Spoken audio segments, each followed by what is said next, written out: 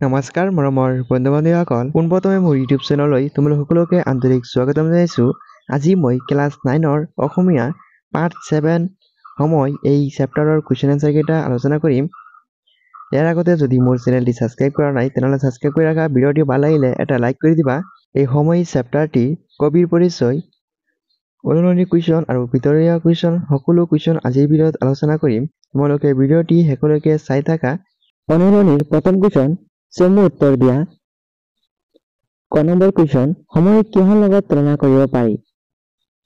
উত্তৰ সময় নৈৰ সোঁতৰ লগত তুলনা কৰিব পাৰি। চোৱা খ নম্বৰ কুৱেশ্যন কিহৰ ওপৰত ভিত্তি কৰি সাময়িক ভাগ কৰা হয়? উত্তৰ কাৰ্যক্ৰমৰ ওপৰত ভিত্তি কৰি সাময়িক ভাগ কৰা হয়। চোৱা গ নম্বৰ কুৱেশ্যন সাময়িক ডাঙৰ ভাগবোৰ কি কি? উত্তৰ সাময়িক ডাঙৰ ভাগবোৰ হ'ল যুগ, কল্প আৰু শতাব্দী। এনেধৰণৰ সৰু সৰু কুৱেশ্যনবোৰ তোমালোকে মনত ৰাখিবা। গ নম্বৰ কুৱেশ্যন সাময়িক দণ্ডফল অনুপলক কি বোলা হয়? উত্তৰ সাময়িক দণ্ডফল অনুপলক সাময়িক সৰু ভাগৰ ভগ্নাংশ বোলা হয়। ১ নম্বৰ কুৱেশ্যন সময় কি গতিত ঘূৰে? উত্তৰ সময় বৃত্তাকাৰ গতিত ঘূৰে। ১ নম্বৰ কুৱেশ্যন কেইটা তোমালোকে মনত ৰাখিবা। এতিয়া চোৱা ২ নম্বৰ কুৱেশ্যন তাৎপৰ্য ব্যাখ্যা কৰা। এলেহা দিন নাযায় নোপোৱাই। ক নম্বৰ কুৱেশ্যন এলেহা দিন নাযায় নোপোৱাই তাৎপৰ্য ব্যাখ্যা কৰিবলৈ দিছে তোমালোকৰ। উত্তৰ কাৰ্যক্ৰমৰ ওপৰত ভিত্তি কৰি সাময়িক ভাগ কৰা হয়। কামৰ মাজেৰে প্ৰকৃত সময় যোগ পাব পাৰি, কিন্তু এলেহুৱা মানুহৰ কৰ্মব্যস্ততা নাই বাবে তেওঁলোকৰ অফুৰন্ত সময়। তেওঁলোকৰ দিন নাযায় ৰাতি নোপোৱাই, কিন্তু কৰ্মব্যস্ত মানুহৰ চকুৰ প্ৰচাৰতে দিনটো পাৰ হয়। খ নম্বৰ মানুহৰ এক কল্পই ব্ৰহ্মাৰ এদিন। ইয়াত কৰ্মী মানুহৰ সময় মূল্যৰ কথা কোৱা হৈছে। কৰ্মী লোকৰ মনত দিনটো চকুৰ প্ৰচাৰতে গ'ল যেন লাগে। এইকাৰণেই বোধ কৰোঁ মানুহৰ এবছৰে দেৱতাৰ এদিন বুলি কোৱা হয়। মানুহৰ এক কল্প বা 1000 যুগে ব্ৰহ্মাৰ মাত্ৰ এদিন আৰু এৰাতি।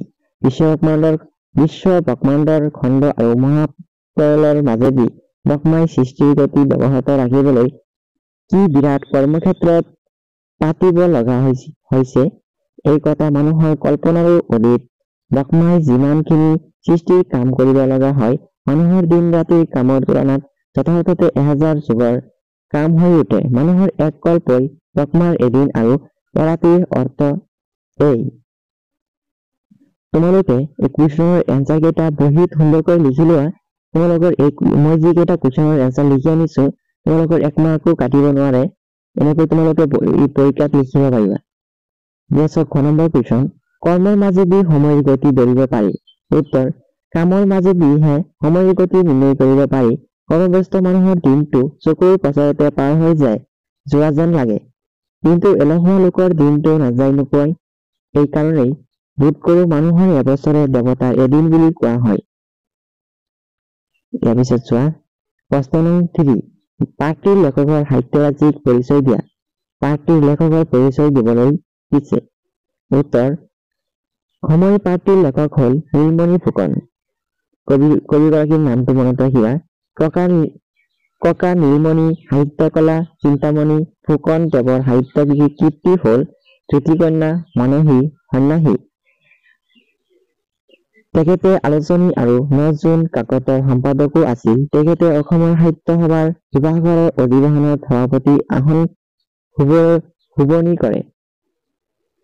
এইখিনি লিখিবা। তাৰপিছত চোৱা 4 নম্বৰ প্ৰশ্ন নং 4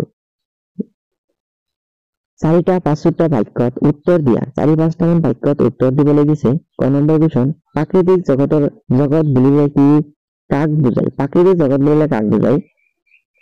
আমাৰ চাৰিওফালে থকা প্ৰকৃতিৰ সকলোবোৰ উপাদান যেনে গছ-গছনি, চৰাই-চিৰিকটি, পশু পক্ষী, নদ-নদী, আকাশ বতাহ, জোন বেলি, তৰা, বায়ু, পানী, মাটি, পাহাৰ, পৰ্বত, জান-জুৰি ইত্যাদি সকলোবোৰ জীৱ আৰু জড় বস্তুকে প্ৰাকৃতিক জগত বোলে। আমি এই কুৱেশ্যনটো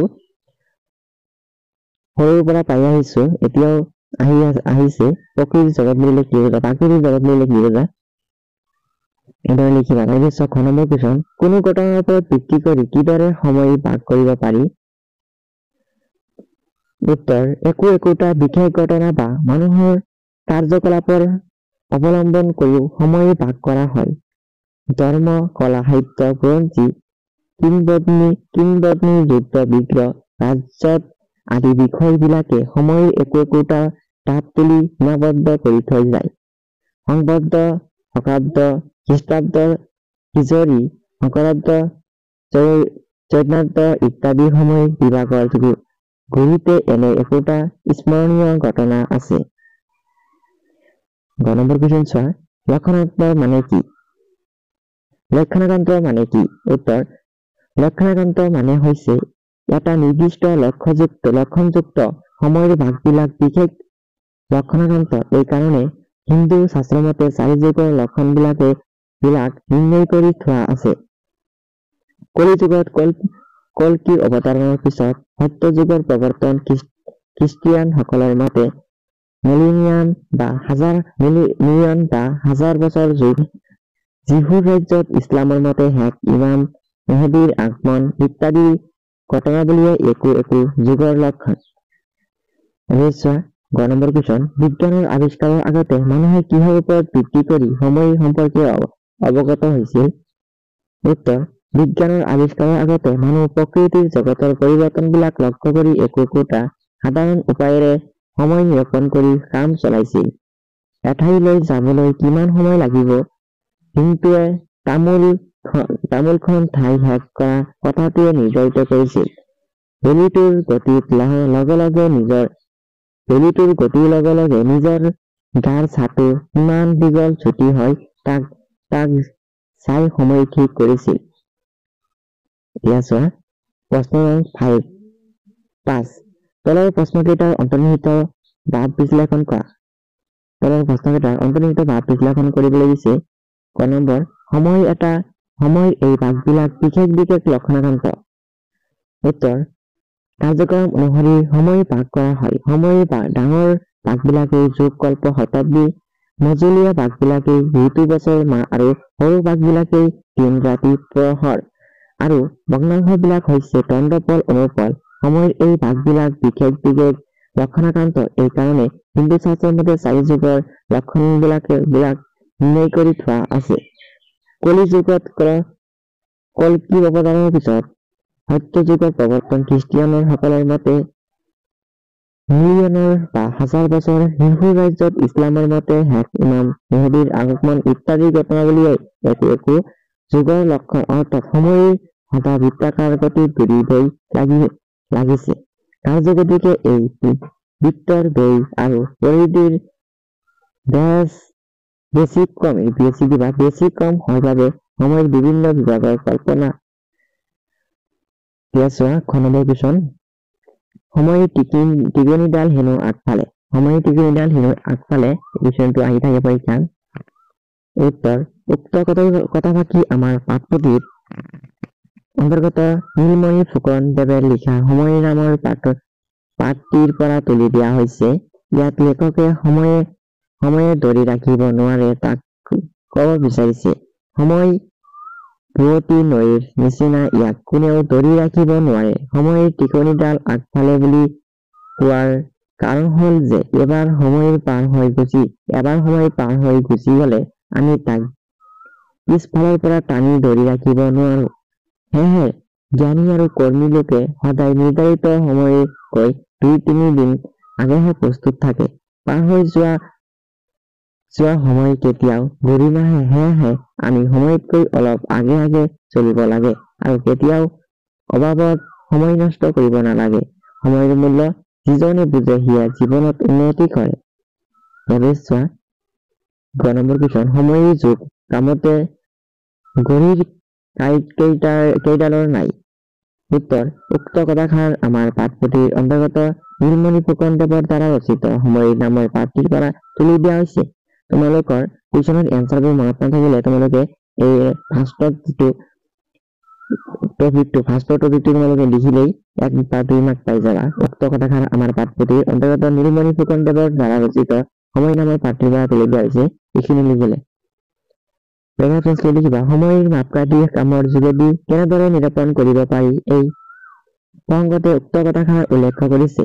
বৈজ্ঞানিক যন্ত্ৰপাতিৰ সহায়ত সময় নিৰূপণ কৰিব পাৰি যদিও আচলতে কৰ্মৰ জৰিয়তেহে প্ৰকৃতৰূপে সময় নিৰূপণ কৰা হয়। কৰ্মী লোকসকলে বহু কাম কৰিও আমনি অনুভৱ নকৰে। ইয়াৰ বিপৰীতে এলেহুৱা লোকৰ বাবে দিনটো নাযায় নোপোৱাই যেন লাগে। সময় সৎব্যৱহাৰ কৰিলে জীৱন যুদ্ধৰ জয় লাভ কৰিব পাৰি। সেয়েহে সময়ক অমূল্য ধন বুলি বোলা হয়। ইয়াক ঘড়ীৰ কাঁটাৰ লগত তুলনা কৰিবলৈ যোৱাটো ভুল। ইয়াৰ পিছত চোৱা ক নম্বৰ কুৱেশ্যন, সময় অমূল্য ধন বোলা কথাষাৰ সঁচা? উত্তৰ, সময় অমূল্য ধন বোলা কথাষাৰ সঁচা। সময় গতিশীল, ই কাৰোৰ বাবে ৰৈ নাথাকে। সেয়েহে আমি সময়ৰ সৎব্যৱহাৰ কৰিব লাগে। সময়ৰ সৎব্যৱহাৰ কৰিলেহে জীৱনত সফলতা লাভ কৰিব পৰা যায়। ঘণ্টাত 20 মাইল যোৱা লৰি মটৰ এখনৰ উপাৰ্জন ঘণ্টাত 2 মাইল যোৱা গৰু গাড়ী এখনৰ সমান হ'ব নোৱাৰে। পৰীক্ষাত প্ৰশ্নকাকতৰ পিটিকি থকা ছাত্ৰজনতকৈ মূৰ ওপৰত কৰিব সময় নোপোৱা ছাত্ৰজনে নম্বৰ বেছিকৈ পাব। গতিকে সময়ৰ উচিত ব্যৱহাৰে সফলতাৰ কাৰণ সময়ৰ অমূল্য ধন। সময়ক কোনেও মূল্য দি কিনিব নোৱাৰে। 6 নম্বৰ কুৱেশ্যন, প্ৰশ্ন নং 6, প্ৰাকৃতিক জগতৰ গতিবিধিবোৰ কি কি? কেনেকৈ এই গতিবিধিৰ দ্বাৰা সময় নিৰ্ণয় কৰিব পাৰি? উত্তৰ, প্ৰকৃতিক জগতৰ গতিবিধি লক্ষ্য কৰিও সময় নিৰূপণ কৰা হয়। 6 ঋতুৰ উৎসৱ ইয়াতেই জাৰত ঠেৰেঙা হৈ থকা গছৰ ডালত কুঁহি পাত ওলালে, কঁঠালে মুচি পেলালে, আমে মৰিয়ালে, ধান পকিলে, বাঁহে গাজ মেলিলে, ঢাপত কেতেকী গোন্ধালে, একোটা ঋতুৰ উদ্ভৱ হোৱা যায়। জীৱ-জন্তুৰ আচৰণতো সময় নিৰূপণ কৰিব পাৰি। কেঁকুৰাৰ গাঁতত সোমালে, মাছে কণী পাৰিলে, ভেকুলীয়ে তুৰতুৰালে, একোটা ঋতুৰ গম পোৱা যায়। গৰুৱে চৰা ঠাইৰ পৰা দৌৰি ওলাই আহোঁতে গধূলি হোৱা দেখা যায়। শিয়ালে হোৱা দি প্ৰতি পোহৰৰ বাতৰি দিয়ে। ফেচুৱে জালি দি টঙিত পাৰই ৰোণ দি জনায়, পোহৰ হবলৈ আৰু বেছি পৰ নাই। কুকুৰাৰ ডাকত ৰাতি পুৱাল বুলি মানুহে শোৱা দাঢ়ি পাৰি এৰিবৰ উপক্ৰম কৰে। প্ৰাকৃতিক জগতৰ এনেবোৰ গতিবিধি লক্ষ্য কৰি সময় নিৰূপণ কৰিব পাৰি। লিখিবা। তাৰপিছত চোৱা 7 নম্বৰ কুৱেশ্যন, ভাৱ আহৰণ কৰা। ক নম্বৰ, আইৰো বাৰ্তা গংগাৰো যাত্ৰা।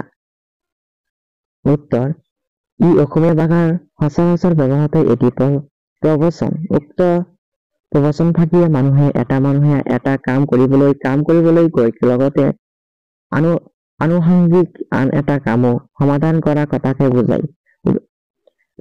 লিখিবা। সাধাৰণ দূৰণিত থকা পুত্ৰলৈ মাকৰ কিদৰে মৰম বেছি মাকলৈকো পুত্ৰৰ সমানে মৰম থাকে। যদি মাক থকা গাঁওখন বা চহৰখন গংগাৰ পাৰত অৱস্থিত হয়, মাকৰ ওচৰলৈ অহাৰ যুগতে গংগাতো স্নান কৰি পৰম পুণ্য লাভ কৰিব পাৰে। অৰ্থাৎ এটা কামৰ বাবে আহি লগতে আন এটা কামো সমাধান কৰা হল। ঠিক তেনেদৰে এটা কামৰ ওলাই আহোঁতে কেতিয়াবা আন এটা কামো সমাধান কৰি যোৱা হয়। তেতিয়াই কোৱা হয় আইৰো বাৰ্তা গংগাৰো যাত্ৰা। এইদৰে লিখিবা। তাৰপিছত চোৱা ক নম্বৰ, ৰাইজে নখ জোকাৰিলে নৈ বয়। উত্তৰ, অসমীয়া ভাষাত ব্যৱহৃত এক প্ৰবচন। উক্ত প্ৰবচন ফাঁকিৰ জৰিয়তে মানুহৰ দলবদ্ধ শক্তি বা একতাৰ জৰিয়তে যে অসাধ্য সাধন কৰিব পাৰি তাকেই বুজাইছে। কোনো এজনে অকলে কৰিব নোৱাৰা কামত আন 10 জনৰ সহায় সহযোগিতা পালে এই কাম সহজে কৰিব পৰা যায়। অৰ্থাৎ ৰাইজৰ সামান্য বৰঙি লগাই আমি সমাজৰ মহৎ উদ্দেশ্য সমাধান কৰিব পাৰো। যিটো ব্যক্তিগতভাৱে কৰা সম্ভৱ নহয়। ৰাইজৰ লগত মাৰ বান্ধি কাম কৰিলে সকলো কামেই সমাধান কৰিব পাৰি। তাৰপিছত 9 নম্বৰ কুৱেশ্যন, সময়ৰ হৰ মাৰিব নাজানিলে হৰ বহুৰ মংস খাবলৈ আশা কৰা মিছা। বহুৰ মংস খাবলৈ আশা কৰা মিছা। তাৰপিছত উত্তৰ, হৰ হল এবিধ কাঁড়। ইয়াৰ গুণ লগাই জীৱ-জন্তু নিধন কাৰ্যত ব্যৱহাৰ কৰা হয়। পশু হ'ল এক শ্ৰেণীৰ তীব্ৰবেগী পশু। ইয়াৰ মাংস খাবলৈ সোৱাদ লগা অৰ্থাৎ ভাল লগা বা কামত অহা লাভদায়ক কোনো এটা ঘটনা ঘটিবলৈ হলে উচিত সময়ত কাম কৰিব পাৰিব লাগিব, অৰ্থাৎ সময়ৰ যথোপযুক্ত ব্যৱহাৰ কথা কবলৈ গৈ এই উপমাটি প্ৰয়োগ কৰা হৈছে। বন্ধুসকল, আজি ভিডিঅ'টো মই ইয়ালৈকে সমাপ্ত কৰিছো। মই অতি সোনকালেই অন্য এটা চেপ্টাৰৰ ভিডিঅ' লৈ আহিম। আজি ভিডিঅ'টো কেনেকুৱা হ'ল কমেণ্ট কৰি জনাবা আৰু তোমালোকৰ কোনটো চেপ্টাৰৰ ভিডিঅ' লাগে কমেণ্ট কৰিবা আৰু ভিডিঅ'টি ভাল লাগিলে এটা লাইক কৰি তোমাৰ বন্ধুৰ লগত ভিডিঅ'টো শ্বেয়াৰ কৰি দিবা আৰু যদি চেনেলটি ছাবস্ক্ৰাইব কৰা নাই তেনেহ'লে ছাবস্ক্ৰাইব কৰি ৰাখিবা।